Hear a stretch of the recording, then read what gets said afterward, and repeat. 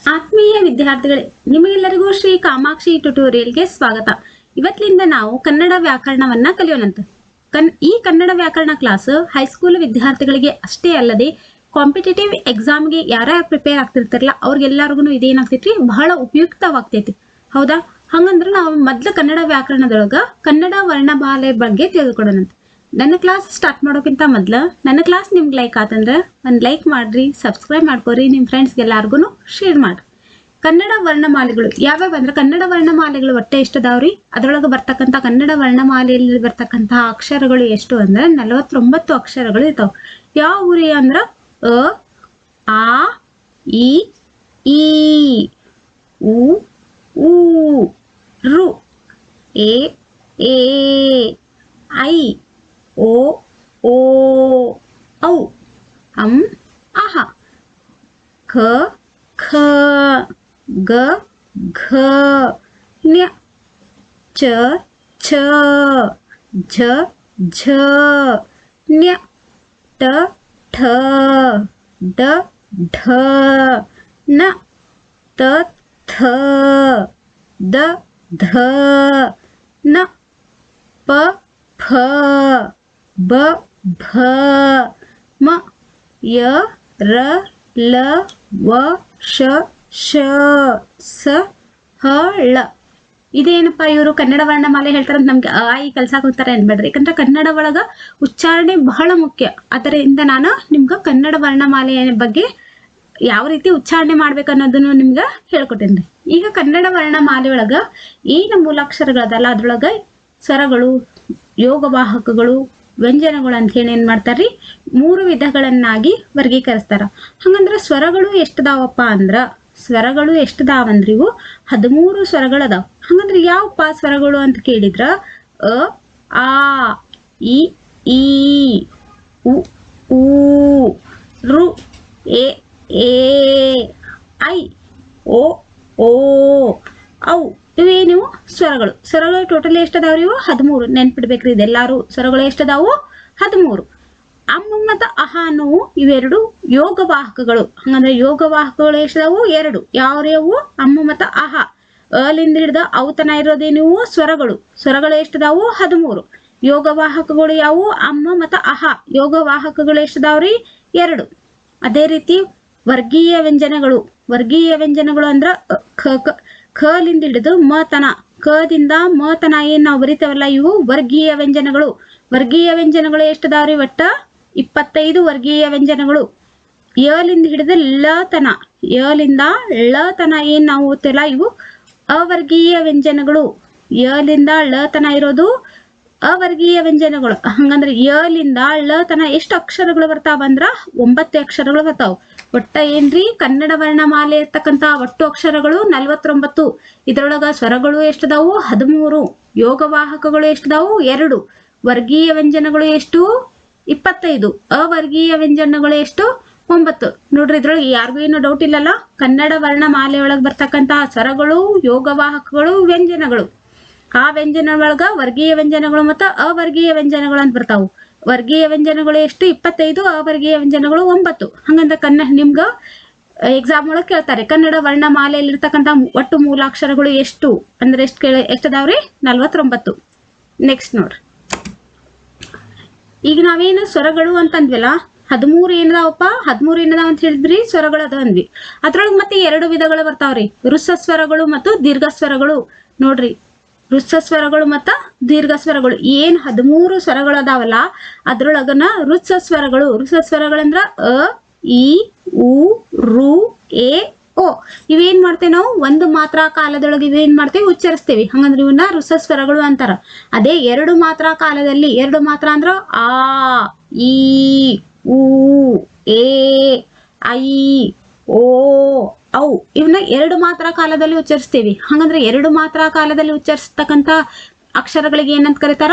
ದೀರ್ಘ ಸ್ವರಗಳು ಅಂತ ಕರೀತಾರ. ಹೇಳ್ತಲ್ರಿ? ವೃತ್ತ ಸ್ವರಗಳು ಮತ್ತೆ ದೀರ್ಘ ಸ್ವರಗಳ ಬಗ್ಗೆ ಯಾರಿಗೂ ಏನು ಡೌಟ್ ಇಲ್ಲಲ್ಲ. ನೆಕ್ಸ್ಟ್, ಹಂಗಂದ್ರ ಅಮ್ಮ ಮತ್ತ ಅಹ ಇವೇನಿವು? 2 ಯೋಗವಾಹಕಗಳು. ಮತ್ತೆ ಏನಂತ ಹೇಳಿದ್ಯಾ? ಖಲಿಂದ ಹಿಡಿದು ಮತನ ಎಷ್ಟವು? ಒಟ್ಟ 25 ವರ್ಗೀಯ ವ್ಯಂಜನಗಳು. ಯಲಿಂದ ಹಿಡಿದು ಲತನ ಬರ್ತಕ್ಕಂಥದ್ದು ಒಟ್ಟು 9 ಏನಿವು? ಅವರ್ಗೀಯ ವ್ಯಂಜನಗಳು. ನೋಡ್ರಿ ಈಗ ಇದನ್ನ ಫುಲ್ ಯಾವ ಎಷ್ಟೆಷ್ಟನ್ನ ಅನ್ನೋದನ್ನ ಫುಲ್ ಡೀಟೇಲ್ ಇನ್ನೊಮ್ಮೆ ನೋಡ್ಕೊಂಡ್ಬಿಡೋಣ.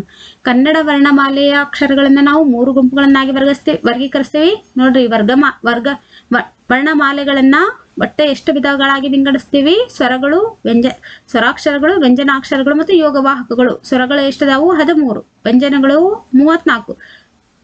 ಅದೇ ರೀತಿ ಯೋಗವಾಹಕಗಳು 2. ಹೌದಾ? ಇದರೊಳಗೆ ನಾವೇನ್ ಮಾಡ್ತೀವಿ ಅಂದ್ರೆ ನಾವು ಸ್ವರಾಕ್ಷರಗಳಲ್ಲಿ 2 ವಿಧಗಳು, ವೃಷ ಸ್ವರಗಳು ಮತ್ತು ದೀರ್ಘ ಸ್ವರಗಳು. ವೃಷ ಸ್ವರಗಳು ಎಷ್ಟದಾವು? 6. ದೀರ್ಘ ಸ್ವರಗಳು ಎಷ್ಟದಾವು? 7. ಯೋಗವಾಹಕಗಳಂತೂ 2, ಅನುಸ್ವರ ಮತ್ತು ವಿಸರ್ಗ. ಅದೇ ರೀತಿ ವ್ಯಂಜನಗಳನ್ನ 2 ರೀತಿಯಾಗಿ ವಿಂಗಡಿಸ್ತೇವೆ. ಯಾವಪ್ಪ ಅಂದ್ರವು ವರ್ಗೀಯ ವ್ಯಂಜನಗಳು ಮತ್ತು ಅವರ್ಗೀಯ ವ್ಯಂಜನಗಳು. ವರ್ಗೀಯ ವ್ಯಂಜನಗಳು ಎಷ್ಟದಾವ್ರಿ? 25. ಅವರ್ಗೀಯ ವ್ಯಂಜನಗಳು ಎಷ್ಟದಾವು? 9. ನೋಡ್ರಿ, ವರ್ಗೀಯ ವ್ಯಂಜನಗಳನ್ನ ನಾವು ಮತ್ತೆ 3 ಗುಂಪುಗಳನ್ನಾಗಿ ವಿಂಗಡಿಸ್ತೇವೆ. ಯಾವಂದ್ರವು ಅಲ್ಪ ಪ್ರಾಣಾಕ್ಷರಗಳು, ಮಹಾಪ್ರಾಣಾಕ್ಷರಗಳು ಮತ್ತು ಅನುನಾಸಿಕಗಳು. ಅಲ್ಪ ಅಕ್ಷರಗಳು ಎಷ್ಟಿರ್ತಾವ್ರಿ? 10 ಮಹಾಪ್ರಾಣಾಕ್ಷರಗಳು ಎಷ್ಟದಾವು? 10. ಅನುನಾಸಿಕಗಳು ಅಕ್ಷರಗಳು ಎಷ್ಟದಾವು? 5. ತಿಳಿತಲ್ಲ ಇದ್ರೊಳಗ. ನೆಕ್ಸ್ಟ್ ಗುಣಿತಾಕ್ಷರಗಳು. ನೋಡ್ರಿ, ವ್ಯಂಜನಗಳಿಗೆ ಏನು ಸ್ವರಗಳು ಸೇರಿ ಆಗ್ತಾವಲ್ಲ ಅಕ್ಷರಗಳು, ಇವಕ್ಕೆ ಏನಂತ ಕರೀತಾರ್ರಿ? ಗುಣಿತಾಕ್ಷರಗಳು ಅಂತ ಕರೀತಾರ. ವ್ಯಂಜನಗಳಿಗೆ ಸ್ವರಗಳು ಸೇರಿ ಆಗ್ತಕ್ಕಂತಹ ಅಕ್ಷರಗಳಿಗೆ ಏನಂತ ಕರಿತೇವ್ರಿ? ಗುಣಿತಾಕ್ಷರಗಳು ಅಂತ ಕರಿತೇವಿ. ಹಂಗಂದ್ರೆ ಇಲ್ಲಿ ನೋಡ್ರಿ, ಕ ಇದಕ್ಕ ಪ್ಲಸ್ ಅ ಸೇರಿ ಖ ಆಕೈತಿ. ಇದು ಖ ಪ್ಲಸ್ ಓ ಸೇರಿ ಖೋ, ಕ ಪ್ಲಸ್ ರು ಸೇರಿ ಕ್ರೂ. ಇವೆಲ್ಲ ಏನು? ಗುಣಿತಾಕ್ಷರಗಳಿಗೆ ಉದಾಹರಣೆಗಳು. ನೆಕ್ಸ್ಟ್ ಬಾಯಾರಿಕೆ.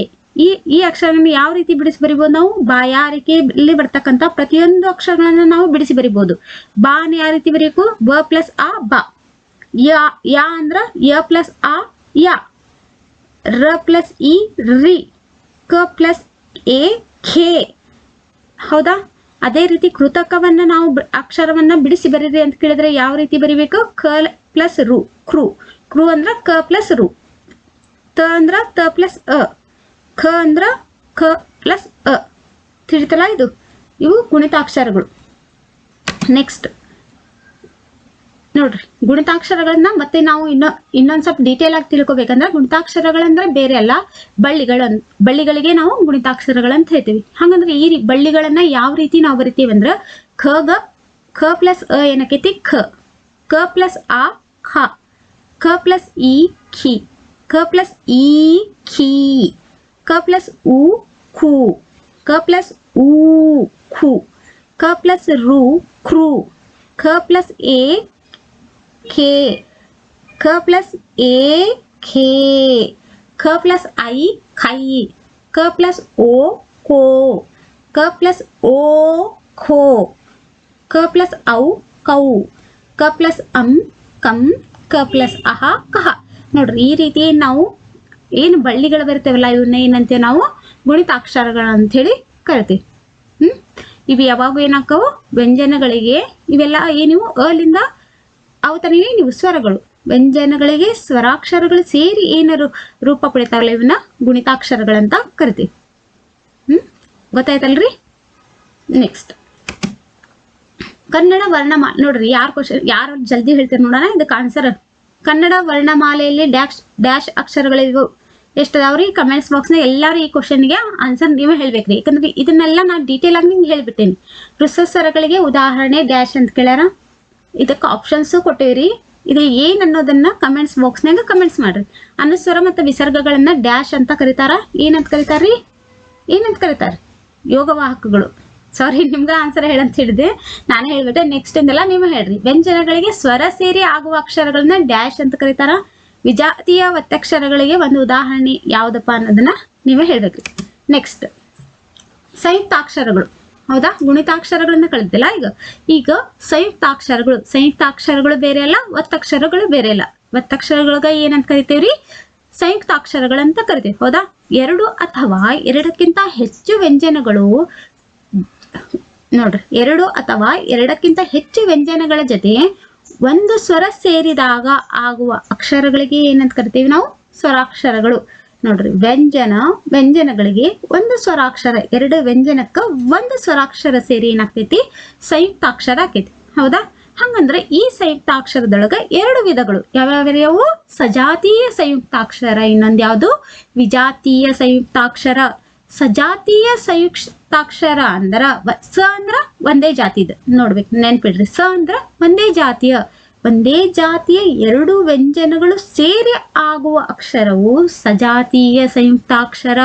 ಇದನ್ನ ದ್ವಿತ್ವ ಅಂತನೂ ಕರೀತಾರೆ.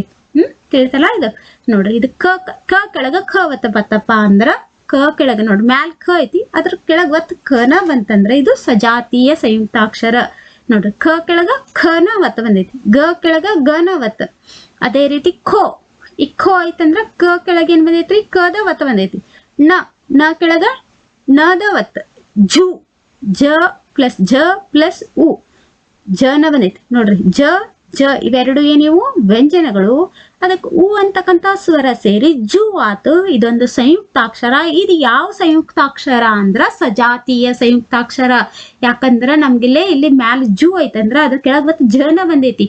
ಎರಡು ಒತ್ತು ಮತ್ತ ಮೇಲಿನ ಅಕ್ಷರ ಎರಡೂ ಒಂದೇ ಇದ್ರ ಅದನ್ನ ಏನಂತ ಕರಿತೇರಿ, ಒಂದೇ ಜಾತಿಯ ಎರಡು ವ್ಯಂಜನಗಳು ಸೇರಿ ಆಗ್ತಕ್ಕಂತಹ ಅಕ್ಷರಕ್ಕನ ಸಜಾತೀಯ ಸಂಯುಕ್ತಾಕ್ಷರ ಅಂತ ಕರೀತಾರೆ. ನೋಡ್ರಿ, ಸಜಾತೀಯ ಸಂಯುಕ್ತಾಕ್ಷರದೊಳಗೆ ಯಾರಿಗೂ ಏನೋ ಡೌಟ್ ಇಲ್ಲಲ್ಲ. ನೆಕ್ಸ್ಟ್ ನೋಡ್ರಿ, ವಿಜಾತೀಯ ಸಂಯುಕ್ತಾಕ್ಷರ ಅಂದ್ರ ಬೇರೆ ಬೇರೆ ಜಾತಿಯ ಎರಡು ಅಥವಾ ಹೆಚ್ಚು ವ್ಯಂಜನಗಳು ಸೇರಿ ಆಗ್ತಕ್ಕಂತಹ ಅಕ್ಷರಕ್ಕ ವಿಜಾತೀಯ ಸಂಯುಕ್ತಾಕ್ಷರ ಅಂತ ಕರೀತಾರ್ರಿ. ಬೇರೆ ಬೇರೆ ಜಾತಿಯ ಎರಡು ಅಥವಾ ಹೆಚ್ಚು ವ್ಯಂಜನಗಳು ಸೇರಿ ಆಗುವ ಅಕ್ಷರಗಳಿಗೆ ಏನಂತ ಕರೀತಾರಿ, ವಿಜಾತೀಯ ಸಂಯುಕ್ತಾಕ್ಷರ ಅಂತ ಕರೀತಾರ. ನೋಡ್ರಿ, ಉದಾಹರಣೆಗೆ ಸ್ತ್ರ ಅಂತಕ್ಕಂಥದ್ದನ್ನ ಯಾವ ರೀತಿ ಬರಿತೀವಂದ್ರ ಸ ಪ್ಲಸ್ ಥ ಇಲ್ಲಿ ಒತ್ತೈತೆ ಅಂದ್ರ ತ, ಅದ್ರ ಕೆಳಗ ರ ಒತ್ತೈತೆ ಅಂದ್ರ ರ ಪ್ಲಸ್ ಅದ್ರ ಜೊತೆ ಒಂದು ಸ್ವರಾಕ್ಷರ ಅ ಸೇರಿ ಸ್ತ್ರ ಆಕೈತಿ. ಅದೇ ಕ್ಷನ್ ಯಾವ ರೀತಿ ಬರಿತೀವಿ, ಖ, ಹೌದಾ, ಇಲ್ಲಿ ಮೇಲೆ ಖ ಐತಂದ್ರ ಖ ಪ್ಲಸ್ ಕ್ಷ ಒತ್ತ ದೊಡ್ಡ ಶ ಬರ್ದ ಪ್ಲಸ್ ಅದ್ರ ಜೊತೆ ಒಂದು ಸ್ವರಾಕ್ಷರ ಅ ಸೇರಿ ಕ್ಷ ಆಗೈತಿ.